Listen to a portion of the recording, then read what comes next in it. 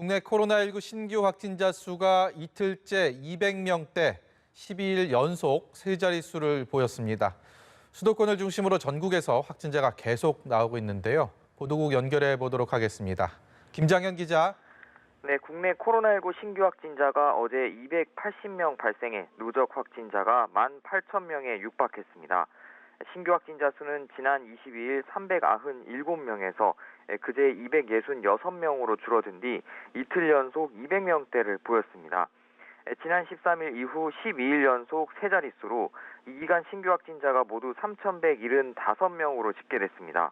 어제 신규 확진자 280명 가운데 국내 지역사회 감염자는 264명으로 대부분을 차지했고 해외 유입은 16명이었습니다. 신규 국내 감염자를 지역별로 보면 서울 134명, 경기 63명, 인천 15명 등 수도권이 212명에 달했습니다. 비수도권은 52명으로 이 중 대전 10명, 충남 9명, 강원 8명, 대구 5명 등입니다. 전국 17개 시도 가운데 울산, 충북, 경북을 제외한 14곳에서 지역사회 신규 감염자가 발생하는 등 확산세가 계속되고 있습니다. 한편 완치돼 격리 해제되는 확진자는 어제 하루 67명 늘어 모두 14,286명으로 집계됐고 완치율은 79.6%로 떨어졌습니다. 사망자는 1명 추가로 발생해 모두 310명으로 늘었습니다. 격리 치료 중인 환자는 212명이 늘어 모두 3,349명이 됐고 이 중 중증 이상의 환자는 38명입니다.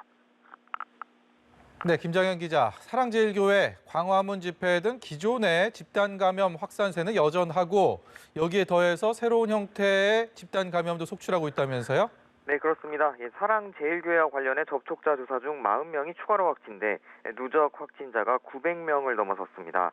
이 교회발 집단 감염이 22개 장소로 전파됐고 이들 장소에서 발생한 확진자는 모두 120명에 달한 것으로 조사됐습니다.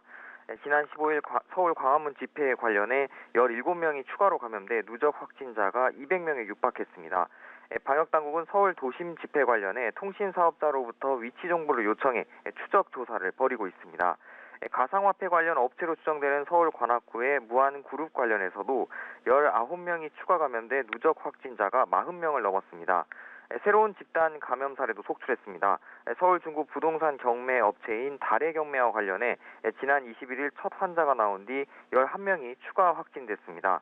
경기 안양시 소재 식당인 샐러데이즈 관련해 지난 17일 첫 환자 발생 후 9명이 추가 감염됐습니다. 인천 서구 간제울 중학교 관련해 지금까지 모두 4명의 확진자가 나왔는데 이 중 3명은 교사, 1명은 학생입니다. 감염 경로가 확인되지 않은 깜깜이 환자도 늘어 최근 2주간 확진자의 16.9%를 차지했습니다. 지금까지 보도국에서 전해드렸습니다.